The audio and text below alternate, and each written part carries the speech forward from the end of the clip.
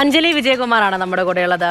അഞ്ജലി, യുദ്ധമുഖത്ത് നിന്നും എങ്ങനെയാണ് ഒരു പുഞ്ചിരി വിരിയുക എന്ന് ചോദിച്ചാൽ ഒരു പക്ഷേ ഇങ്ങനെയായിരിക്കും. ഒരു മികച്ച ഉദാഹരണം. എന്താണ് ആ പിഞ്ചു ബാലനെയും അവർക്ക് കൊടുത്ത ആ സർപ്രൈസിനെ കുറിച്ചൊക്കെ പറയാനുള്ളത്? ഈ യുക്രൈനിലെ അവസ്ഥ നമ്മൾ ഓരോ ദിവസവും വാർത്തയിലൂടെ അറിയാറുണ്ട്.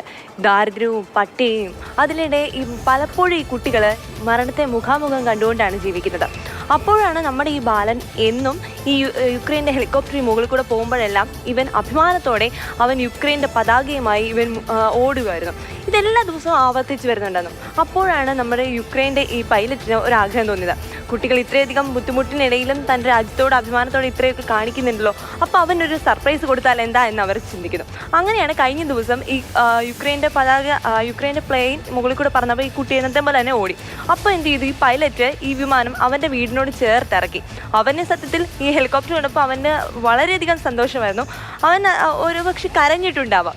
ഈ പൈലറ്റ് എന്താണ് സർപ്രൈസ് കൊടുത്തതെന്നാൽ നിറയെ മുട്ടായിയും അതുപോലെ ടെഡി ബെയറും അങ്ങനെ ഒരു വലിയ ഗിഫ്റ്റ് ബോക്സാണ് ഈ കുട്ടിക്ക് കൊടുത്തത്.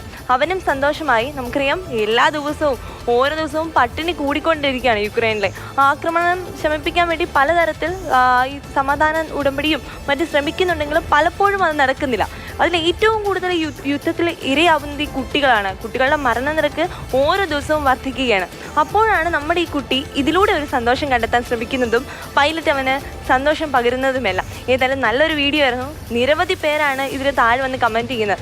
അത് യുക്രൈൻ്റെ ജനത മാത്രമല്ല, പല മേഖലയിൽ നിന്നും ഈ വീഡിയോയെ സപ്പോർട്ട് ചെയ്തുകൊണ്ട് നിരവധി കമൻറ്റുകൾ. തീർച്ചയായും അഞ്ജലി, ഏതായാലും ആ കുഞ്ഞ് അവൻ ആ സമയം അനുഭവിച്ച സന്തോഷം അത് എല്ലാ കാലത്തും ഉണ്ടായിരിക്കണം എന്നാണ് നമ്മളെല്ലാവരും പ്രാർത്ഥിക്കുന്നത്. പക്ഷെ ഒരു യുദ്ധമുഖത്ത് നിന്നാണ് ഇങ്ങനെ ഒരു വീഡിയോ എത്തിയത് എന്നുള്ള ഒരു വിങ്ങലും നമുക്കിടയിൽ എല്ലാവർക്കും ഉണ്ടാകും. എന്തായാലും യുദ്ധം അവസാനിക്കണം, അതുകൂടിയാണ് പറയാനുള്ളത്. ശരി അഞ്ജലി.